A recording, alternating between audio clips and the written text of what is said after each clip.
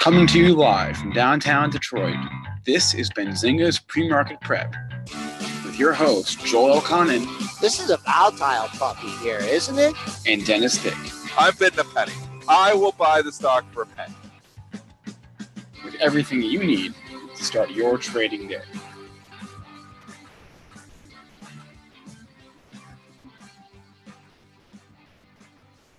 Good morning, everybody. Welcome to this Thursday edition of Benzinga's Pre-Market Prep. Spencer Israel here with Joel Elconin and Dennis Dick. On today's show, gonna lead with Tesla. I know Dennis and Joel were listening to that conference call yesterday. You're going to talk about the numbers, what was said, what it means for the stock going forward. We'll do our best to break it down for you. We're going to talk about tariffs weighing on the market again. Carl Icahn weighing in on the Cigna Express Scripts merger. And hopefully, if we have time, we'll cover some interesting gap fills that Joel has noticed recently. Our guest today at 8:20 will be joined by Paul Lamonica, digital correspondent at CNNMoney. Joel, break down the overnight market for us. Weak, trading down 15 1/4 handles. Got a little pop in the after at 4 to 415, but stopped right at the daily pivot, 28.14. 28.15 is your high. We got a big number on the downside. We touched last week's low at 92.50, went to 91, starting to rebound here. So big line in the sand there for continued downside at last week's low. You have crude trading in the red by 55 cents to 67.11, dipped into the 66 handle. Last time we got down here, we got down to 66.11, a buck away from that. Gold, no matter what happens, gold goes down $5 at 1222.60. Silver in the red by 4 pennies at 15.41. Bitcoin flat. I'm looking at the Bitcoin futures here. Flat at 75.50. Triple D, how you doing this morning? Looking at trade wars, Joel. Looking for trade war stocks. It's back on. Trade war is back on. On again, off again. I know. We just can't get away from this. I thought the market was shrugging it off, so I'm surprised we're down as much as we are. What was the headline overnight here that drove us down 20 handles because we were actually trading higher? What is the actual headline? Do we know? Yeah, I know it's trade war related, but what was said that spooked this market this time? China's going to retaliate. We're going to retaliate on their retaliation, I guess is what it... retaliation on the retaliation of the retaliation. That's what it is. I get it. That's crystal clear. Yeah. All right. So that's why we're down here this morning. You're seeing obviously a lot of stocks like Boeing trading lower. We know the trade war stocks. We've talked about them before. Let's talk the earnings stocks, though. Let's talk the big gun, the stock that is bucking all trends forever, the stock that it doesn't matter if they make money or not because it is just loved by the overall market, or I don't know if it's just shorts getting squeezed again. Tesla TSLA up 27 points here this morning. Spencer, give us the details. Yeah, read the numbers. I'm not sure how much the numbers actually matter, though. I don't know if they mean anything. They don't mean anything. The Q2 EPS, they lost $3.06.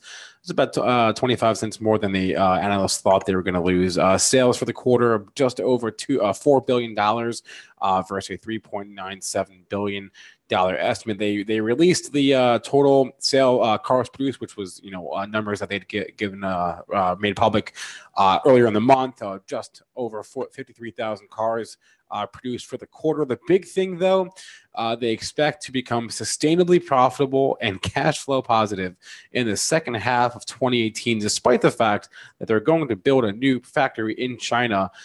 Dennis, you were listening to the call, and you said that's when they said that. That's when the stock was already trading higher, which a lot of people were scratching their head on because the numbers were not great. I mean, it traded up. It was trading around 316 when the conference call started, and they brought Musk in right away. And he sounded like, really like exhausted. He even said, you got to excuse me, I'm tired. Like he sounded very, very exhausted when he was talking. But he is just talking a little bit of tongue in cheek, those comments. I love how the media just grabs the words and and pushes it out there. It says, Tesla going to be profitable the back half of the year.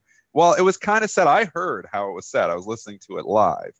And he was talking about a lot of things. He was saying, well, if the economy stays strong, if the economy stays strong, there was a lot of ifs. Yes, if we get up to 10,000 cars a week of production, he's like, I believe that we can sustain profitability next quarter and the quarters going forward. But there was a lot of ifs in there and was kind of said tongue-in-cheek. So it wasn't said confidently, I will tell you that. Anyways, the media, publishes all the headlines, like it's fact, and that he's confident in that. So it's interesting how the media spins everything, because I heard the comments. As soon as he started talking about, profitability the rest of the half, though, stock went from 316 to 325 in a heartbeat. Algos grabbing every offer that they could grab. So obviously you got some news algos that are running off audio and running off of what Elon Musk was saying, because he saw instantly. I actually tried to lift an offer at 317 right on those comments, and I'm pretty quick, and it was 318 bid just like that. So I could have probably lifted 319, but then you feel like you're chasing it a little bit. It went 320, 322. It kind of meandered there for a few minutes, and then he issued an apology to the one analyst that he told off on the last call, and the stock pops $3. Then about 15, 20 minutes goes by, and he issues the apology to the other analyst, and then it pops another $3. It's like, are you kidding me? They're going to pop this $3 or $4 every time he issues an apology? Anyways, the trading action I thought last night was kind of silly to a certain extent, but you can't argue with this. How do you short this stock? I've been bearish the stock forever. I haven't lost any money on it because I don't have the guts to short it. I don't want to be one of the 27%. The stock is, we call it the honey badger stock of the market. It doesn't even matter, it seems like, what the numbers are. It wanted to go up. People are getting squeezed. It was too much bearish tone out there, and that's why the stock is higher. Does it make any sense from me as a CFA charter holder and a valuation perspective? Hell no. But it doesn't matter on this stock. And I've learned from trading that, the numbers sometimes matter and sometimes they don't. In Tesla's case, it seems like the numbers never matter. All right. So, Dennis, you go on your rants and stuff. Can I go on a little rant here? Sure. Because, okay, if the economy stays strong, okay, who the hell knows if the economy is going to stay strong? Okay. So that, to me, that's an open-ended statement. The other thing that puzzles me, and I don't know if Nick Shaheen's listening or Gene Munster's listening, but everyone tells me the reason you got to own Tesla is because it's a technology company. It's not a car company. It's a technology company, and they're going to change the world. All I'm seeing in this report is them talking about cars and car production. Where's this great technology? Where's this great computer company that it's supposed to be? Nowhere. And it's all predicated, they make 10,000 or 50,000 cars for them to be profitable? I don't know. I just think that conference call is going to go down as one of the greatest con jobs in the history of Wall Street. There's absolutely nothing in there that convinces me. They're apologizing to analysts. I mean, he was. I'm glad he apologized, but come on. Like, does he pop 5 points every time he issues an apology? It's ridiculous. Joel, that's wait, I thought it's a technology company. Someone please explain to me what they said that all of a sudden it's not a tech. Oh, so it's a car company now. If it's a car company, then they better start making a couple million cars a day and get their production up there. I see just no validity in anything that was said in that conference call. And I might take it off my screen because I just am so tempted just to short this thing, but I'm going to wait and see what happens. But I believe nothing about this company. I believe nothing on the conference call, and the stock could go. The stock could go red today, Dennis. I mean, you've got some good points in there. Though the one thing is, like I said, those comments were not said confidently. So I wouldn't just call him. If he's not profitable next quarter, the media is going to call in and say, that he was a liar on it. But he said a lot of ifs in there. He was really, not confident in that statement whatsoever. So the media kind of spun it as much as they wanted to spin it, and they want to say something like that. So the media did spin those comments a little bit there. Anyways, he did say it. If all of the ifs work out, that they could be profitable as soon as next quarter in Q3. So that's what came out of his mouth. The one thing I will give him is he is on that call almost the whole time. And Brentster was making a good point to me on the desk yesterday. When Apple has their call, how much does Tim Cook even say? He's basically not even on the call. He's listening, but, he might give a comment or two, but it's really run by, not by him. I mean, Musk is like running the operations. He's flying in to make the cars and oversee that. He's on the call doing it the whole time. The guy's work ethic is second to none. So I'll give you, he's very smart and his work ethic is unbelievable. I mean, he is, a workhorse. There's little argument there. The problem I've always had with Tesla is valuation. I think the cars are awesome. I sat in one of those things, thought it was a fantastic looking vehicle. I would actually consider buying one. The cars look amazing. The one reason I don't own it, I've never owned in my invest portfolio, it's nothing to do with how the company is being run. It's everything to do with how Wall Street is pricing it. And I've never understood how it can be worth more than GM and Ford. And, if you're valuing it, everybody gives us arguments that you're valuing it like, a tech company, they're going to change the world with other things, then maybe there's the argument there. But I've always just valued it as, a car company with really cool cars. And sure, it's worth something. It's just a valuation issue for me. So props to Musk for getting on the call and talking the whole time, issuing the apologies, talking as confidently as he could about next quarter. But, you're right. They're still burning a lot of cash, and there's still a lot of question marks to be answered going forward. Can they hit those productions? How is this, if he does build this facility in China, what's the cost in there? How, is it going to, is this, how is this going to work? Is he going to get, trumped? Because, Trump is all of a sudden he's going to produce all these cars over in China. So Trump's probably going to be on his Twitter account not liking it. So, there's a lot of random question marks around this stock. But that being said, the shorts are getting squeezed and the stock is trading higher, and it's hard to argue with price. Where are all the charging stations, Dennis? Where are all the charging stations? They're trying, and that's the thing. There's so much infrastructure that has to go in to really make it happen. That's why they've been burning so much cash. There's a charging station 15 minutes from where I live. And there's a regular gas station there too, and I gas up there all the time. I'll tell you, there's 6 Tesla charge pumps there, 6 of them. And I was like, I have never, ever seen one car charging up there. I've gassed up there all the time. I've never seen a car there before. So, but that's just because it's not a lot in my area, but it's there. If you want to go across country, the charging stations are there every 250 miles or whatever to allow you to do that. So they are putting that infrastructure in. They're continuing to do it. So it's impressive, a lot of the stuff he's done. Like, I'm impressed with it. It's always just been a valuation issue for me. So I've always been impressed with the company. It's just valuation, pure valuation. Okay. All right. Well, I got that out. I feel better. I feel relieved now. Tesla. It only so dropped. You're bearish, obviously, Oh, Joel. man. Let's talk the technicals here. Are you selling with 2 fists and saying, like 2 hands, like sold to you, I'm all in? Are you going short, or are you sitting back? And I'm scared to short the thing on valuation because it hasn't worked. I haven't liked the valuation since 200. It's 320. So when something's not working for me, I don't continue to do it. That's like banging my head against the wall, hoping for it to turn around, hoping for everybody to all of a sudden care about the balance sheet. I love a tweet last night, which was posting the balance sheet, which looks like hell. I completely agree with that. But it's looked like hell the whole time. Nobody has cared. Nobody cared at 150. Nobody cared at 250. Nobody cared at 350. They're not caring what the balance sheet looks like. They're caring about the top line growth, and they're going to make more cars. And if you can do that, stock could potentially go higher. Okay. Well, look, a pre-market high here. Well, we're trading at 327.05 here. Basis the daily chart. Okay. You have a couple highs here, one at 328. You had another one at 330. I'll see what happens. If it gets up to 330 today, I'll take a look. The pre-market highs right in that area.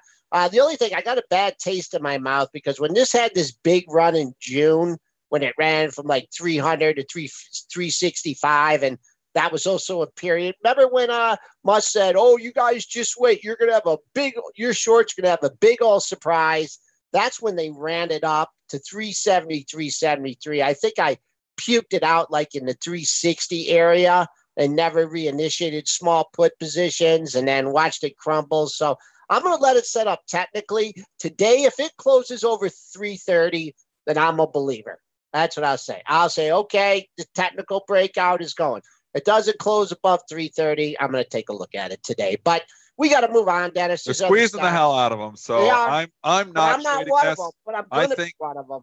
I think it's the most difficult stock to trade.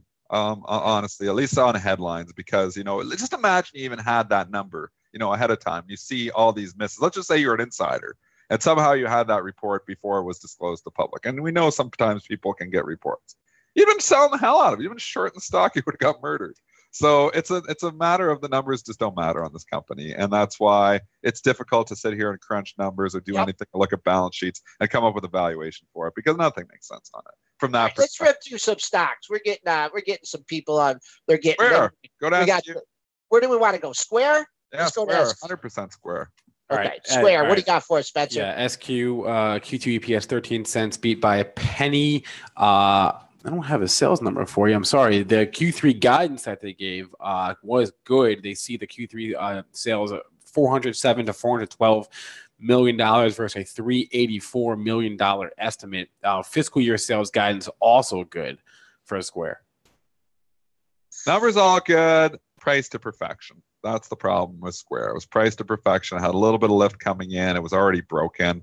It's been broken really since it cracked $70. That was when it broke. Went all the way down to 63. Got a little lift last night on the numbers you can show, but eventually did start to leak, and it is leaking here now. Overall market not helping its cause either, but it's a broken chart. I mean, I look at this thing and I think why, valuation still extended here. It's had a hell of a run from 35 to 70, or, even if we look back a little bit further than that, you go back to just, 1 year ago, the stock was trading at $25. So it's been a great 1 year over year here for Square. I think the easy money's been made in Square on the long side. And I think rallies are to be sold, at least in the short term. Trying to hold yesterday's low of 65, even right there right now. So if we can hold that, not much up to the close at 66.86. Pre-market low had made that initial spike down to 64.25. I think I'll try and be more patient with this one and maybe pick it up 64. I see the 2-day low at 63.21. So really have no good double bottoms or anything to lean on here. See what happens. Level of control, yesterday's low at 65.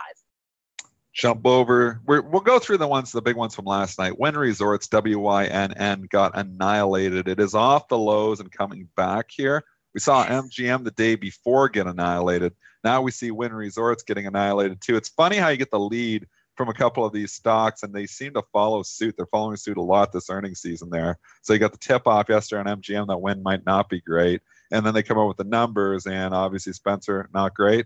Yeah, $1.53 versus a $1.96 estimate. Sales of a little over $1 billion versus a $1.7 billion estimate. So yeah, not good.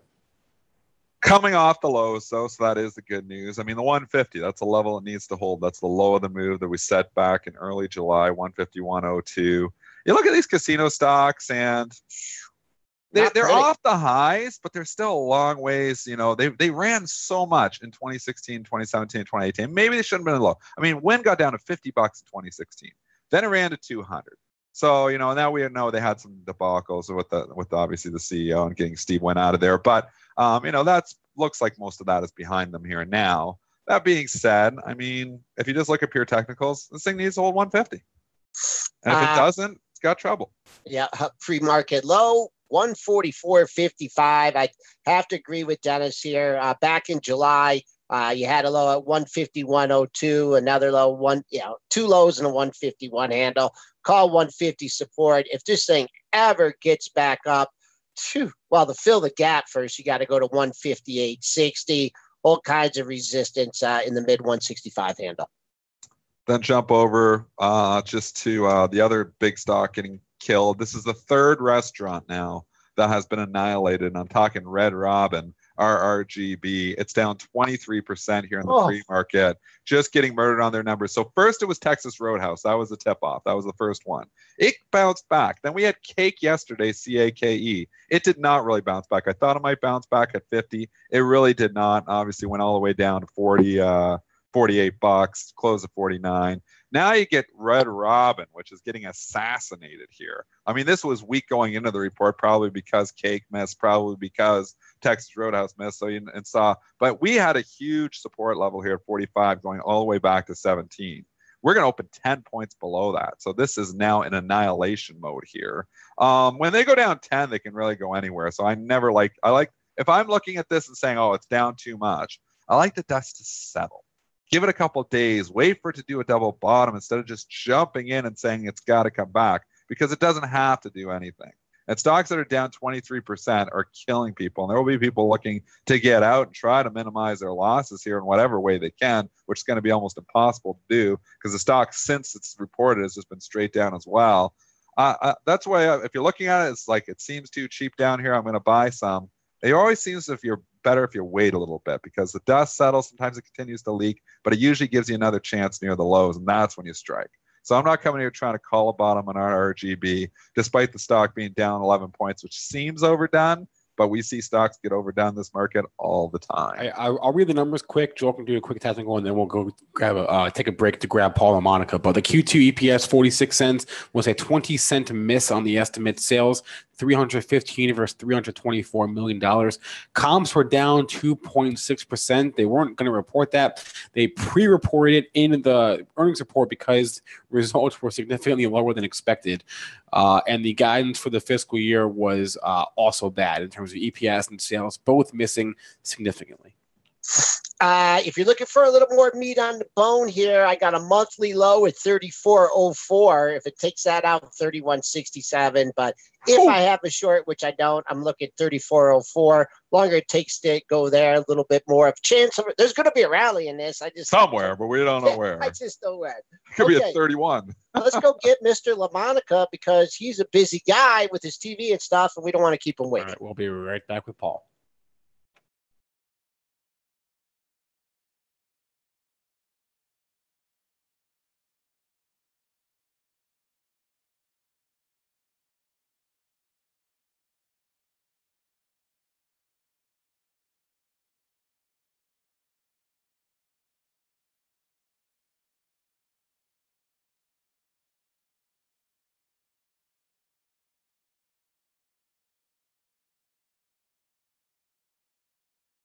Welcome back, everyone. We are now joined by Paul and Monica, a digital correspondent at CNNMoney. Paul, how's it going today?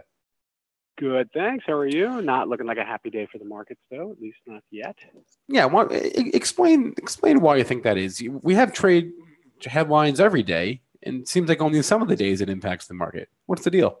Yeah, I think the possible escalation from the part of China, because I think a lot of people have been holding out hope that despite all the bluster from the U.S. side, the Trump administration, that China was still taking a more measured tone and wasn't necessarily going to retaliate. But I think now there are more concerns that China is looking to fight back and not really accept all these tariffs. And I think that's what's spooking a lot of people because, again, so many people on Wall Street seem to have this hope that a lot of what Trump does is for show, especially the tweets and that behind the scenes. He's more measured and rational, and that eventually there will be a deal because he's all about the art of the deal.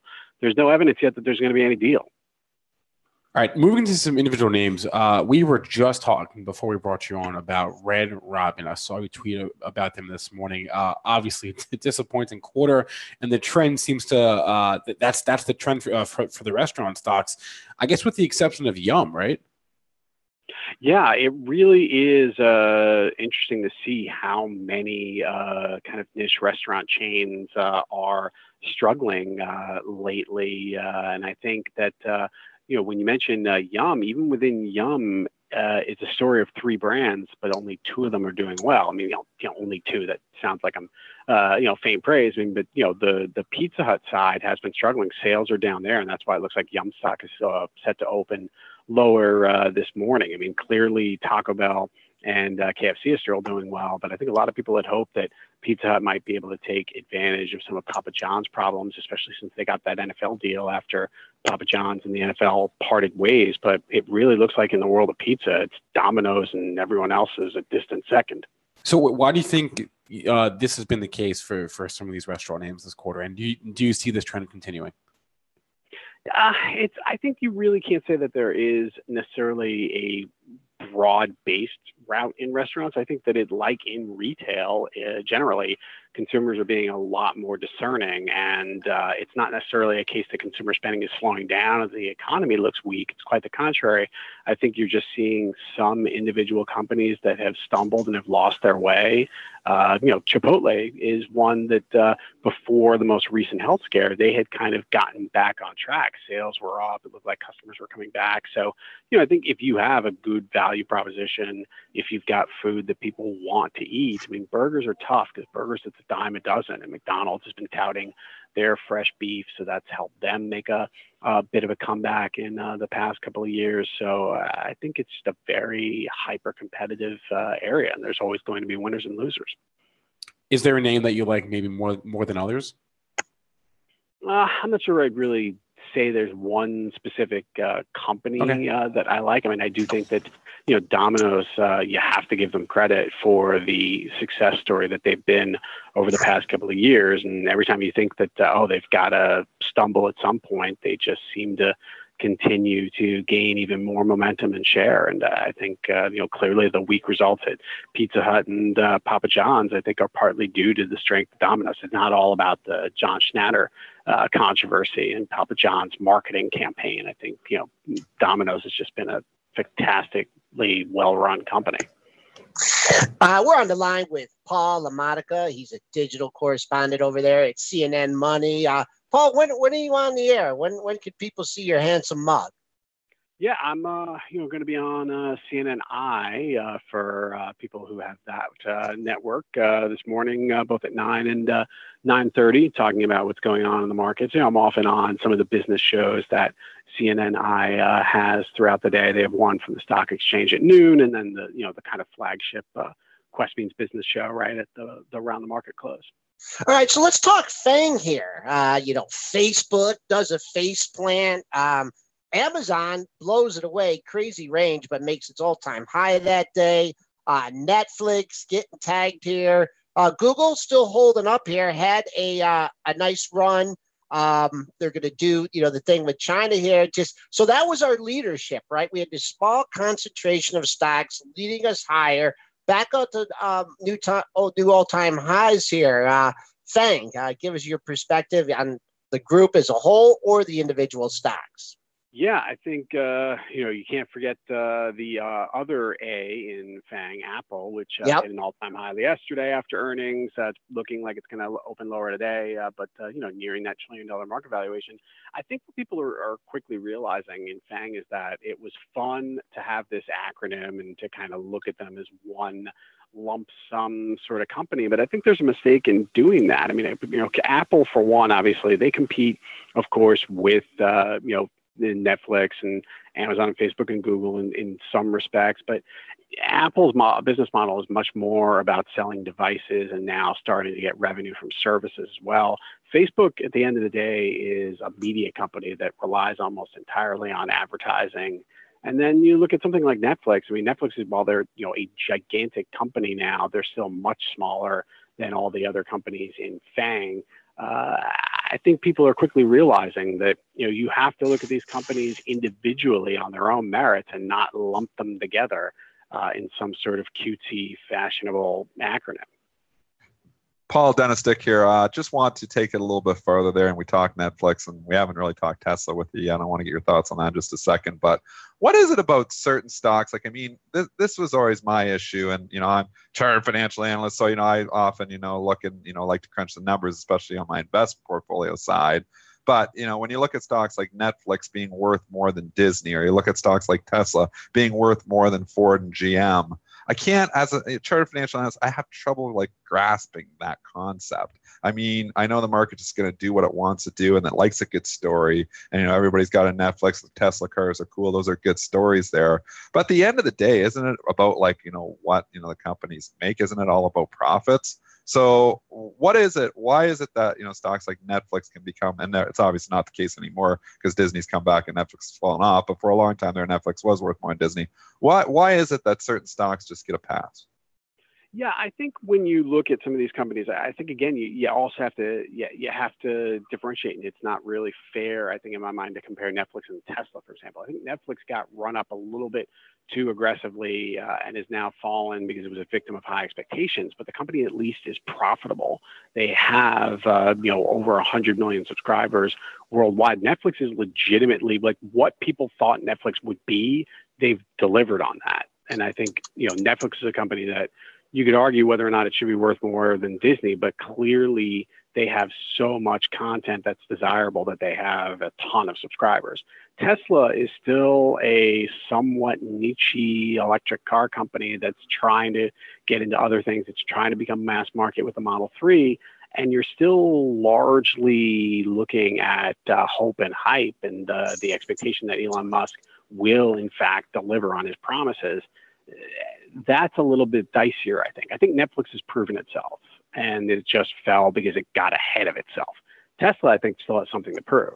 And I don't think one good quarter where Elon Musk is a dignified human being for once is enough to say that now Tesla's back. All right, Paul, we won't keep you too long, so we'll let you go. Paul LaMonica, digital correspondent at CNNMoney. Thanks so much for the time today. Thanks a lot. Appreciate it. All right. 8:30. Do we want to do some imbalances or run through some more? Do you get Kellogg numbers there? I'm just curious. Yep, I got 'em. It just started breaking down here, I think, top of the hour when we didn't cover it.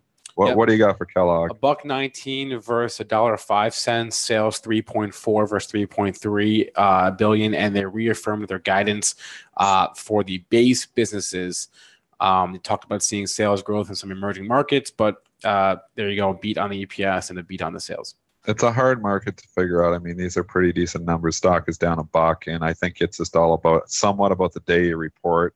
And I can see a lot of stocks trading higher. And I'm going to say, and people argue with me, it's all about the numbers, but it's honestly about like feel and sentiment going into the numbers. When you get the market annihilated and you're reporting on that day, it's a lot harder to find that, positive feel about this quarter. So I think a lot of companies just become a victim of being reporting on the bad day. And sometimes, the companies, it's about, reporting on a good day as well. That you can get an extra lift, in the markets, everybody's giddy about, market being higher this morning. Now report earnings, it goes up. Because I just look across the board here, pretty much everything reporting this morning here is starting to get hit. I mean, Wayfair is getting annihilated. We'll go to that in a second. But it's just very interesting how much, that matters on the feel of the day. So, that's a factor that a lot of people don't consider. But when you're just looking at numbers and taking them at face value, what's the feel for the day? Because it's pricing, people are pricing in the quarter that day. And if the market's getting beat and you've got even okay numbers, sometimes you get beat anyways just because you're reporting on the wrong day. Trading at the lows of the pre-market session, down 93 cents. This stock did have a nice run. Had a double bottom at 68.80 area, not holding that as we speak.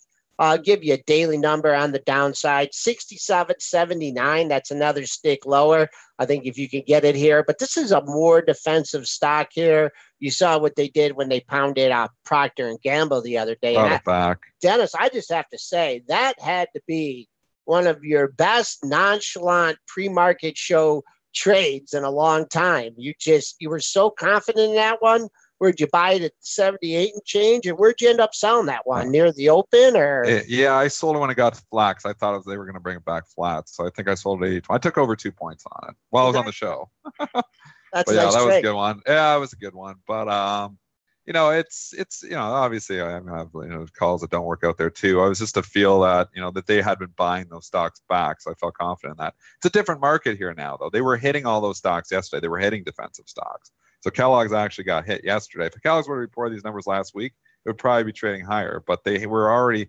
kind of leaning towards selling these things now. So sentiment has turned. You can see some stocks really breaking down here. Some of the food stocks, if you look at Kellogg's. Campbell's had the lift because of the potential M&A, but Kraft Heinz got murdered yesterday, really, down over $1. So that a little bit to do with the Qs too, which, I keep saying it on the show, and probably a lot of people don't believe me, but, sometimes stocks just get hit because, like Kraft Heinz, Walgreens, all those things got hit yesterday because Apple was higher. That sounds so stupid when I say it, but it's the truth. That's the arbitrage behind it because those things are in the Qs. The Qs weren't up enough. They need to hit something in the Qs to make up for it. They're going to hit the non-tech stuff. So if you look at every non-tech component of the Qs, like Pepsi, annihilated yesterday. People say, oh, no, it was the XLP. I tell you, sure, that might have a little bit of extra push with it. But the main catalyst for all those stocks being down is that they were components of the Qs, and Apple was just too strong for the Qs to be trading flat. So they're going to hit the other stuff. And that's why, a lot of stocks actually were weaker in the Qs because Apple wasn't making up all your gains. It's all math. It all has to add up. And if it doesn't add up right, you get hit. Kraft Heinz, a victim of being in the Qs. Okay, let's go to a stock that's just getting annihilated here, TripAdvisor. All right. That's your cue, Spencer. Yeah, threw me for a loop. I was all queued up for Wayfair. Okay, TripAdvisor, we can do Q2 EPS 40. Joel does that every once in a while. 41 cents for trip versus a 39-cent estimate. Sales 433 versus 434 million dollars. So slight beat on the EPS and a slight miss on the sales. Stock trading down significantly here in the pre-market. It's down $7. It was down last night as well, so it doesn't look like it's going to bounce back because now it's traded down here for a long time. Anything can happen in the regular session. I'd say 50 is enormous for it. It's kind of where you had the breakout in June. Obviously, we got overdone. We got up to 62. Then you had that reversal day where it went from 62 down to 56. That was your sign to say, get the hell out, and it gave you the chance the next day when it got back up to 60. Now you're down at 50. Now the chart looks broken. I mean, just as much as this stock, was relentlessly climbing here from April, from the last quarter, 40, 50, 60. Now it looks a little bit weaker. So that being said, 50 is a big number. You got a bid offer on this one, Dennis? Because it's kind of pretty tight. Yeah, 50.10 to 50.57. Pretty tight for a stock trading down 7 and fairly thin, only 10,000 shares. But it traded a lot last night too. Was actively trading down here in the 50 handle. So there's some volume here now. So it's not like it's just on light volume going to come back. It's traded down here now for a while. So I don't think it's going to bounce right back. No, your pre-market low it was actually an after hours low at 49.31. And then when I go to my daily charts, I see that splits a pair of lows from May 29th and May 30th. 49.02, 49.61. So no bounce yet. This might be the one where they jam it at 50. They scare out the 50 buyers. They hit it down to 49.5. But 49.30 is my number there. Longer it takes to get to 49.30, a little bit more chance of a rebound rally. Also reporting Wayfair, which Spencer hinted at, and that's where we thought we were going. That is getting annihilated here too. Week going into the report, week coming out of the report. Spencer, the details for ticker symbol W. Yeah, this one has been just on a run. And so the numbers for Q2, the EPS, 77-cent loss versus 73-cent loss. Estimate revenue, $1.655 billion versus $1.6 billion. So beat there. This is now the fourth quarter in a row that they have missed the estimate on EPS. And this, it was hot, it seemed like forever, and I guess now it's not. At least not today. I mean, really, when you put it in perspective, what a move this thing has had too. Just going back over a year ago, it was $40 in April 2017. Now we're looking at this thing at 100. I was listening to a podcast that I listened to. What is it? What is it? Just online furniture? What online furniture? Yeah. What the hell is it's an online. It's basically a the founders of Wayfair had founded like 30 like online stores, and Wayfair they put all of them under the Wayfair umbrella, and it's just an online an e-commerce site. But I was listening to this podcast with the founders of Wayfair on NPR like a few months ago. I guess they had taped it back in. What's NPR? Oh, you're Canadian. National Public Radio. You know what NPR is. That is. Oh, I don't have NPR. No, CBS Canada. He doesn't have it. Okay. Anyway, just a CBC. I mean, I have CBC. Channel 9. CBC. The Canadians are all okay. But my point. CBC in Canada. My point was Canadian Broadcasting Corporation. My point was they released this episode back in April, and they said, the interviewer said, wow, you grew your company to, a $4 billion market cap. Well, by the time I listened to it in like July, the market cap was like $8 or $9 billion. So it basically doubled in like a couple of months, it seemed like. I feel, Joel, part of me feels like I'm like having deja vu that I'm back in 1999, because it seems like anybody who's got an online presence here or an online store gets away with ridiculous valuations or losing money and the stock going straight up. I mean, I don't know when this, when this all ends, but I saw how it ended in 2000 and 2001, and it all ended badly. I mean, Restoration Hardware, the same story. Oh, we got this big online presence here, so let's give it a ridiculous valuation. And you got Wayfair, same story. I don't get it that all of a sudden we're back in 1999. If you're selling stuff online, you're going to get a crazy good valuation. But that's kind of what's happened here. So internet bubble all over again in certain stocks. Online furniture store, great. This company lost a lot of money, continues to lose a lot of money. I don't know if the top is in overall, if it's going to come back, and this is just a love stock, but I'm not buying anything like this because I saw how it ended in 1999 with Pets.com. Not saying Wayfair is pets.com, but saying there was so many internet companies that were going to change the world, and 90% of them went out of business. Now, Wayfair, I'm not saying it's going out of business, but I'm saying you got to use valuation a little bit, especially in your investing. If you're trade anything. But if you're looking at investments and you're looking at putting companies in, it's not always about the story. It's still about the numbers. And this company's losing a lot of money.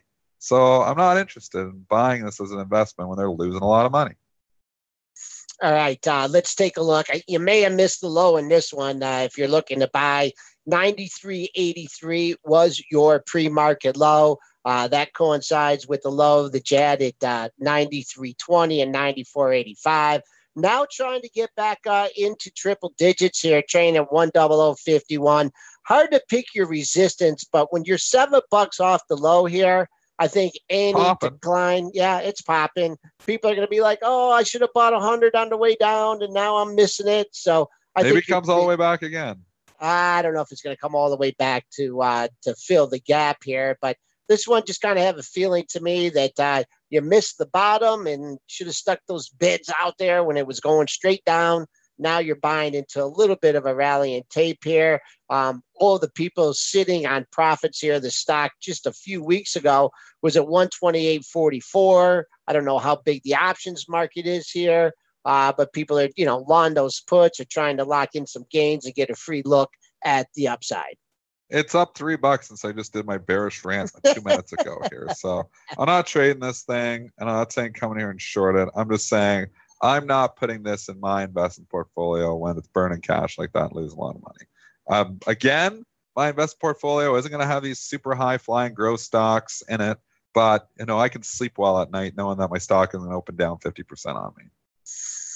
I agree. All right. Next, So next 277 stocks reporting today. Where do you want to go, Mr. Israel? There's so many to talk about.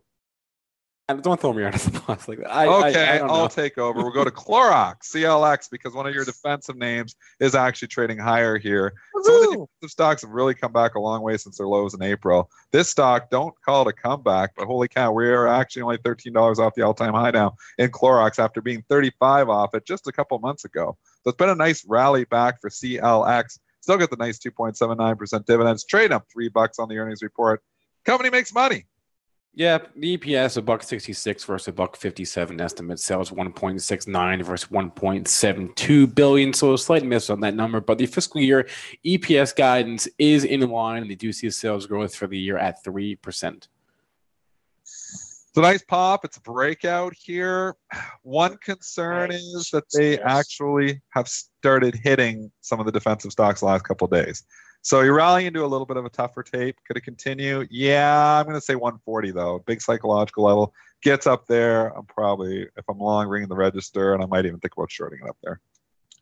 You got to go a ways back here, Dennis. It's funny you mentioned that 140 level. Back on February 1st, you had a 140.33 low, and then they must have come out with the earnings next day. It lost 10 sticks from 140.33, actually closed on its low.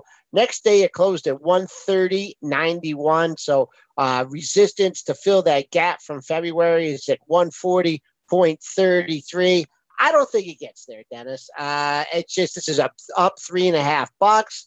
I'm not banking on it, but I think it would be a very, very good short if it did. How much, is there any volume trading in this thing this morning? 12,000, it's light. Oh, it might not even open over 137, Dennis. It may not. I'm on the same side as you. I think I'd be more inclined to sell it than buy it, but we try to set up scenario analysis for you here on the show. And just because I say, I would short it at 140 doesn't mean I think it's going to 140. I'm saying I would sell it if it got there. So I don't know, at 137.5, I feel like I'm in the middle of nowhere. I feel like I'm too early to strike. So if it just starts to sell off from here, I'm not going to make any money. It goes up to 140. I might try to play from the short side there. So it's all trading is scenario analysis. And again, you can put on any trade, just always have your out defined before you get in the trade, because so many people get into a trade thinking about how much money they can make, and they don't think about how much money they can lose. I say this, I think, once a week on the show, and that is why I've been in business, in the trading business, for 20 years. It isn't about what I've made on my trades. It's about what I've lost on my bad calls. And I tell you, I lose very little on my bad calls typically because I have very little patience for them and I get out quickly or define my risk before I get in. So on Clorox, I feel like I have trouble defining the risk at 137.5. I feel like I have a better time at 140 because, Joel, it's a big psychological level. And you were giving us some levels there before where it popped up there in April and in August of 2017. So it struggled there before, means it might struggle there again. I hope it gets up there to give me a shot from the short side because I feel like it can better control the risk up there. I mean, look at the book. Look at the book right here. I mean, this thing trades, 1.5 to 2 million shares a day. You got fluff up on, on 12,500 shares. I mean, just look at the book. Is there anything at like 135? No, there's nothing in there at all. It's very empty. It's early. I see 7,000 shares at 140. It's the only level that jumps out at me. So early, though. And Clorox isn't one that just has a huge book. And you got to think, institutions don't all show their hand either, Joel. So, we see a level there that looks significant. Sometimes, that stock will be back. Sometimes it'll blow right through it. Sometimes there isn't nothing there. So that's why I have to have a contingency plan. If I'm showing this 140, I'm not letting it go 142 on me. I'm giving it a short leash. So if I'm short at 140, I may stop out, probably give yourself, you got its Clorox, give yourself probably $1, but you want to define your risk before you get in. So if I was shorting this at 139.80, 139.90, it started just blowing through 140 and not looking back, I probably covered.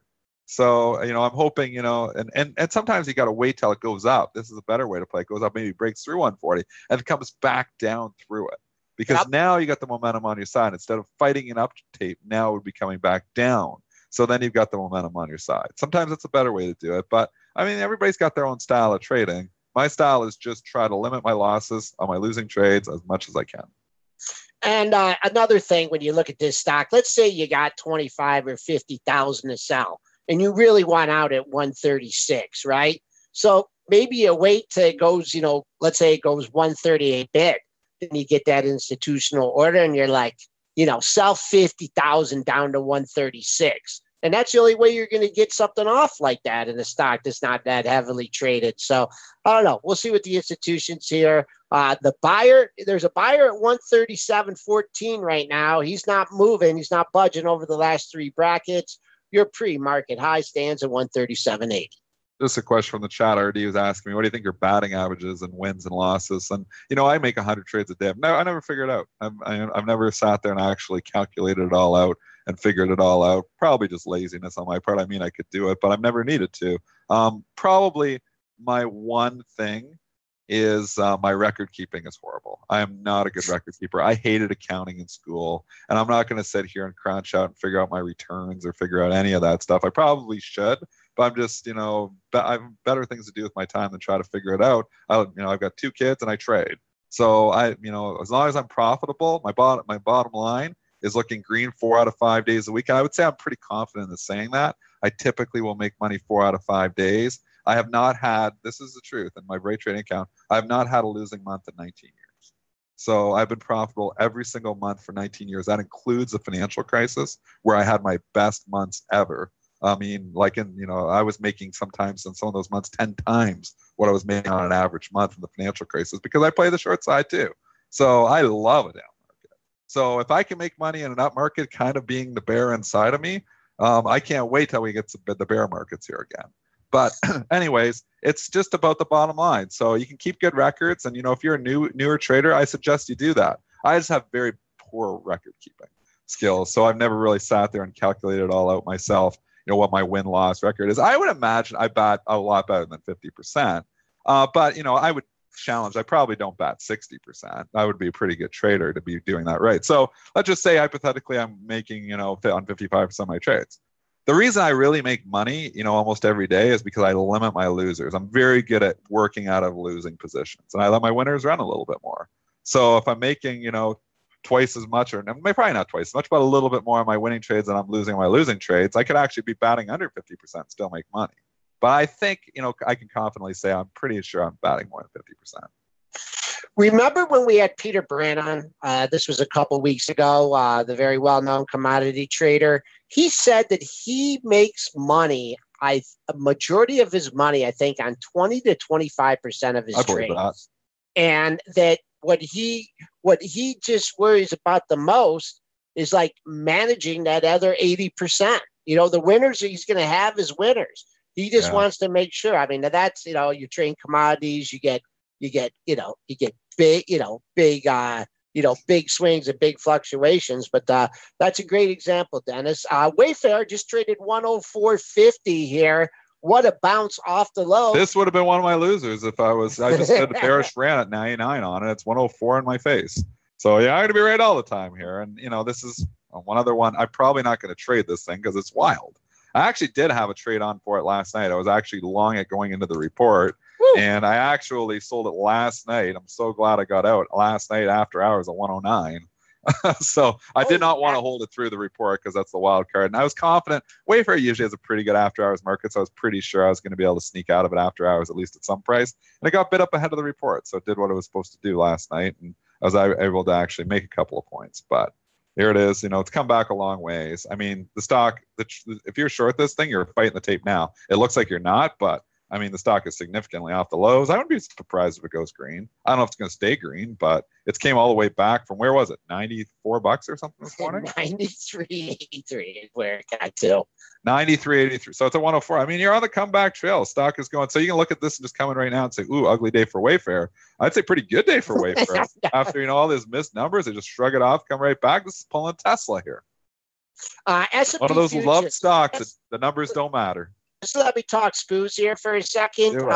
Sniffed last week's low at 92.50, got down to 91 even, and now we're on the rebound. We're 7 handles off that low. My area of interest here for lower is short 28.03's mid-range. Yesterday's low is 28.0550.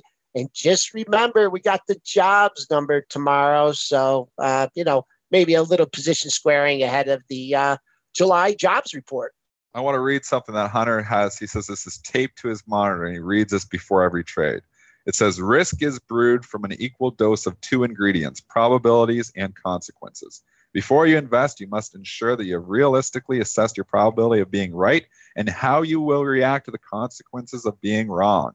That is absolutely perfectly stated, and that is what I do every single time I make a trade as well. And I tell you, I make 50 to 100 trades on an average a day, and I'm doing it all manually. I used to do, like I said, I used to do a lot of automation, but I don't do much automation anymore because I feel like the best automated trades just aren't there. But I try to assess the risk on every single trade before I enter. And if I can't find a way to control the risk, I don't enter the trade. So something that's really wild just after it reported, rarely am I coming in. I'm usually waiting. I will trade the earnings reports, but not usually on the initial headline number because it's so hard to control the risk. I mean, you could be shorting saying, no, these numbers are bad on Tesla last night. You're shorting 302, 305, and you run right over 315, 320 because the numbers didn't matter. They're murdering you. So I like to wait till the dust settles where it has some calm. Don't jump on the moving train again, jump on the train that hasn't left the station. So that's when I kind of strike because I can better control the risk. Yeah, and Tesla continues to charge up here, up $30.50 at 331.34. Like I said, I'm glad I don't have it on my screen. Dennis just mentioned it. You're getting into a real thin area here. 332.49 if you absolutely want to look for a level. That's your July 3rd high, 332.49. Spencer, you want to go back to earnings here? Because there's still Spencer still here? Spencer, we lost you. Spencer, are you there? Spencer, paging Spencer. Paging Spencer Israel. Yeah, I'm here. I always mess with you. I've been here the whole time. He's always here. I'm around in the background. You want to know how much the numbers don't matter? Go to the U.S. Steel report. Give me the U.S. Steel numbers. X is going to give it to you this morning. $1.46 versus $1.13 estimate. Sales 3.6 versus $3.49 billion. So beating handedly for the Q2 numbers did Steel. Raising the guidance too, I believe I saw. I saw it last night. Did they raise the guidance? I did not see that. I believe they raised guidance too. So it's like you look at these numbers, they blew away the numbers, they raised the guidance, the stock popped big time on the report. Hooray! And it now has a whimper and it's giving it back. And it would be a complete head scratcher today if you were an insider and you were short Tesla ahead of the report and long US Steel ahead of the report. You'd be getting murdered and you had the inside information. Because U.S. Steel is trading in the red on a pretty damn good report. It's showing you how much this market the crunching the numbers and trying to make. It must be very difficult to just be a number cruncher and try to trade. That's why, again, I'm not a one-trick pony. I try to incorporate technicals. My number one thing I incorporate into my trading is sentiment. And, obviously I incorporate some of the numbers as well into the trading. But for the most part, a lot of times the numbers don't matter. In this case, U.S. Steel, blow it away. It doesn't matter. You're trading in the red. Buyers have been lurking at 35.5 for the month of July here. Quite a few lows in that area. That's where we're trading now. So good report. Falling off. I like the 35.5. I'm not gonna get too excited looking for any downside until it spends that first 15-minute bracket, maybe over 35.5. W is now up 7 points, trading at no way. When you're saying 104, I'm like, it's probably, I'm saying I probably could go flat. I mean, I did a little bearish trade at 99, 102, 103. I'm like, I'm on the wrong side of this trade. If I was, paper trading it, 114 here now. I mean, how do you fight? Like we said, when it was 104, I mean, you're just coming in and you see it down 3 points. You think, oh, bad day for it. Say it's a pretty good day for it. It's all the way back from the lows. Wanted to go scratch, wants to go right back up. Hell, this thing wants to go right back up to the highs. Can't stop it. Now, when numbers don't matter, stocks can go anywhere. I mean, that's why Bitcoin too. Like, how do you can assess Bitcoin? You have all these analysts coming on there, and you have all these, professional crypto traders that'll say, "Oh, this is going to be $1 million, or this is going to be $100,000 or $20,000 by year," and they're just throwing numbers out there. There's nothing to figure out. There's nothing to crunch on Bitcoin. But the numbers don't matter. Stocks go anywhere. I mean, on Tesla, they don't care about the bottom line. They don't care. It seems even sometimes about the top line. They just care that it's a good story. I mean, Wayfair's got a good story. We got the online furniture store, so let's rally it. 116.26. I was hoping to get there. That's the 3-day high in Wayfair.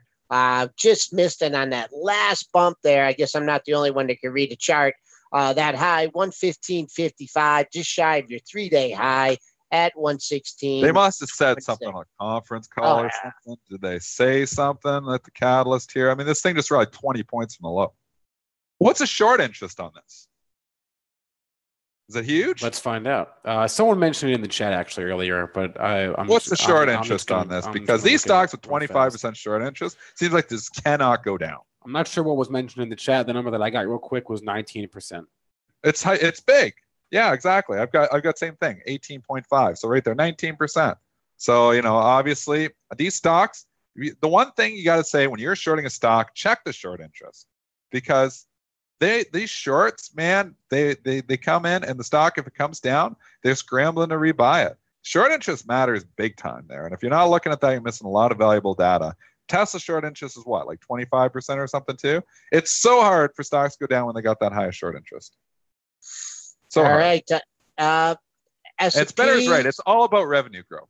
We've said this on the show a million times. The bottom line in this market, and it's going to matter again, but in this market we're currently trading in today, the bottom line doesn't matter on a lot of stocks. It's all about top line growth. That's all the market cares about. Top line growth at all expenses. If you're burning cash, we don't care as long as you're growing the top line. So, that's the market we're in. Some markets are bottom line happy. This market's all about top line growth. If you're not growing top line, we don't care. You're making a ton of money. You're in the doghouse. That's why value stocks been out of favor. You're growing the top line. If you're intending to grow the top line, we're going to buy the hell out of you. It's the market we're in. It's one day it's going to be back to a bottom line market here, but we've been in a top line market for, I feel like, years, and it continues. W is now 117. Incredible comeback. It's 24 points above the low of the day. That's incredible. Yeah, they must have said something on the conference call for sure. Well, Brent said that they just gave guidance and he was in line with the estimate, so it could just be like a good old fashioned short squeeze. That's what it is. Yeah. I mean, the stock it's got 20% short interest. It's hard for those stocks to go down. The shorts get squeezed, and if you're short in stocks at certain times, that this will work. But this market has punished shorts, and when you see 20% of them short, better chance it's going to rally than go down. Crazy market.